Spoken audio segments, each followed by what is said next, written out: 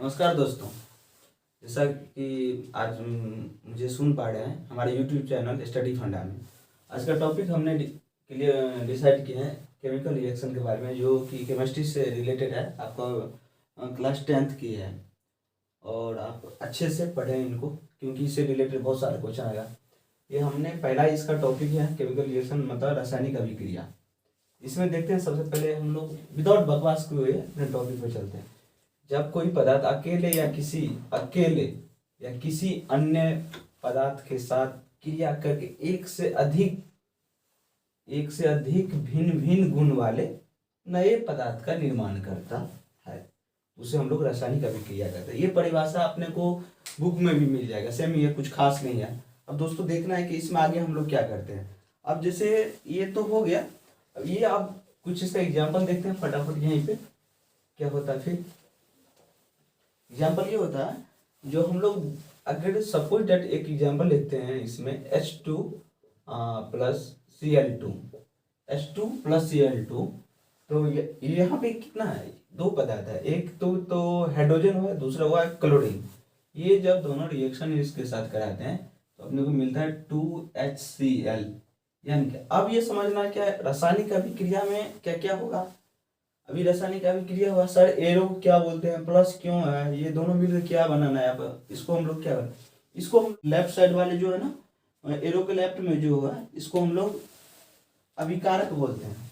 ये यहाँ से यहाँ को हम लोग क्या बोलेंगे, अभिकारक। इसको हम लोग क्या बोलेंगे, अभिकारक। इसको हम लोग बोलते हैं प्रतिफल, इसको प्रतिफल।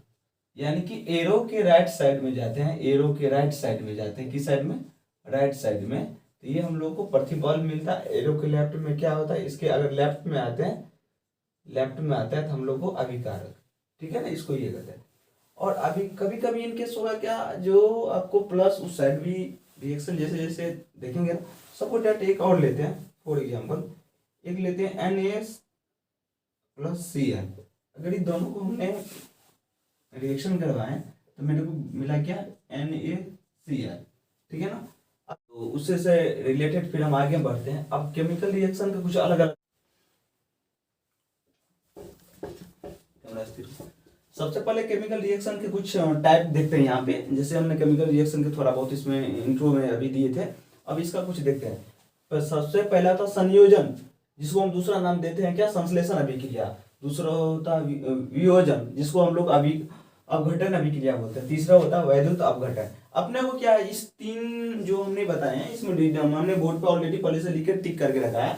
तो ये तीनों में से क्या है, अपने को कोई ना कोई एक आने वाला है। तो सबसे पहले आप संयोजन अभिक्रिया का क्या है, डिफिनीशन याद कर लेना, एक एग्जाम्पल दे देना, C+O2 प्लस CO2। अब संयोजन अभिक्रिया क्या कहता है, दो अलग अलग पदार्थों को मिलाने से एक नया यौगिक बनता है। वियोजन अभिक्रिया में क्या होता, एक यौगिक टूट कर एक छोटे छोटे यौगिक में कन्वर्ट होता है। जैसे CaCO3 को हम लोग इसको रिएक्शन करवाएं तो CaO प्लस CO2 बना। वैद्युत अपघटन में सेम केस होता है, NaCl को सोडियम क्लोराइड को हम लोग अलग अलग किए, Na प्लस Cl। बस यही है, ये तीनों का किसी एक का डिफिनीशन पूछेगा ही अपने को। ये बहुत मोस्ट इंपॉर्टेंट VVA क्वेश्चन है, ये एक समझ लो VVA क्वेश्चन है, इसमें से एक ने एक आना ही है, ठीक है। Okay done.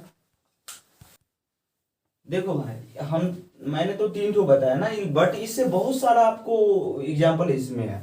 ऐसा नहीं मैं तो तीन के बाद आपको छोड़ देते हैं, बहुत सारा इसका है, 8-9 टाइप है। लेकिन अपने को तीनों के ऊपर कमांड करना है, क्योंकि अपने को जो क्वेश्चन पूछेगा ना, इसी तीनों में से पूछेगा, ये समझ लो। उससे ज्यादा पूरा पढ़ने से कुछ होने वाला नहीं है।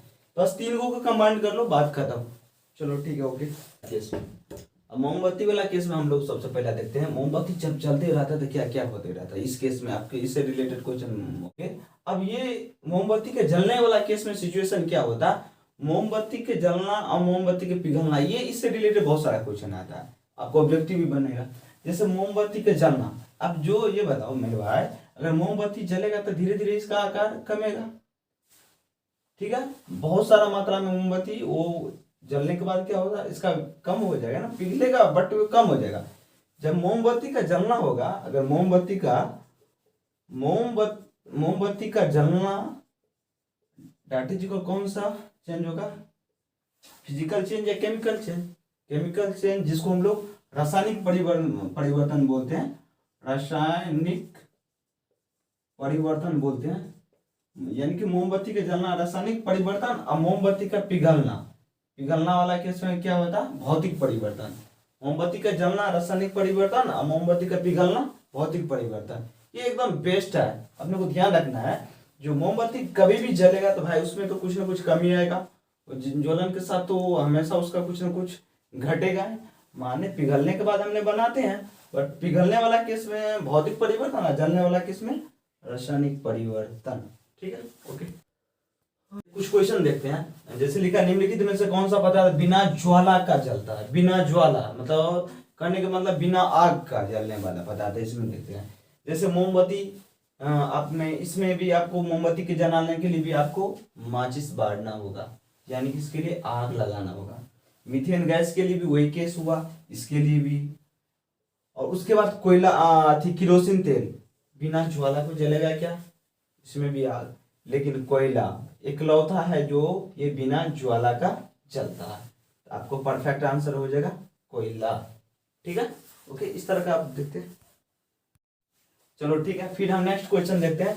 जैसे हमने मोमबत्ती के बारे में कुछ हम डिस्कस किए थे, उसी से रिलेटेड क्वेश्चन।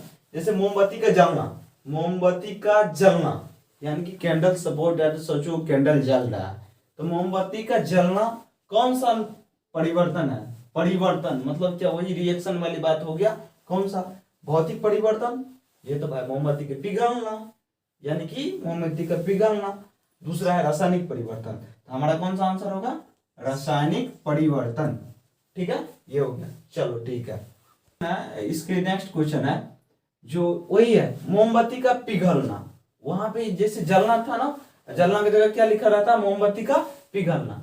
जब मोमबत्ती का पिघलना लिखा रहेगा तो कौन सा परिवर्तन रहेगा? भौतिक परिवर्तन। इसलिए मेरे भाई जो मोमबत्ती जो हम लोग जलाएंगे वो पिघल जाएगा, फिर उसको हम इकट्ठा करके उसमें एक धागा डाल के फिर से मोमबत्ती के आकार में दे सकते हैं। बट अगर मोमबत्ती जल जाता है तो उसको हम रिटर्न नहीं कर सकते हैं, लेकिन मोमबत्ती पिघलेगा तो उसको हम रिटर्न कर सकते हैं, उस आकार में फिर हम ला सकते हैं। इसीलिए मोमबत्ती का पिघलना भौतिक परिवर्तन। ठीक है, तो आज का कुछ एक क्वेश्चन है। जैसे क्वेश्चन ये है, जो जैसे कोई भी पदार्थ अगर वो जल रहा है, मान लो सपोज डेट हम लोग अगर चाहे कोयला जला ले हैं, या हम लोग एलपीजी सिलेंडर जो हम लोग खाना बनाते हैं वो चूल्हा जला रहे हैं, तो उस चूल्हा जलाने के लिए एलपीजी गैस का जरूरत पड़ता है।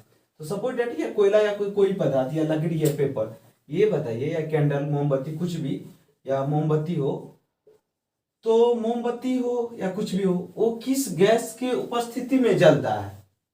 मतलब किसी पदार्थ को जलने के लिए कौन सा गैस का आवश्यकता होती है? सपोज दैट तो एक ही गैस है, वो ऑक्सीजन है।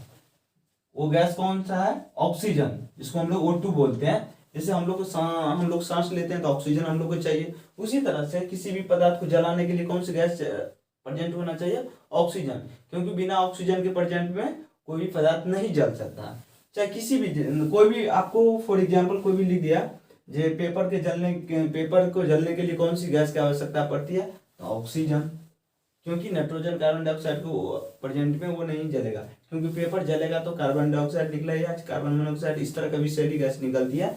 लेकिन किसी भी पदार्थ को जलने के लिए कौन सी गैस की प्रेजेंट रहनी चाहिए? ऑक्सीजन।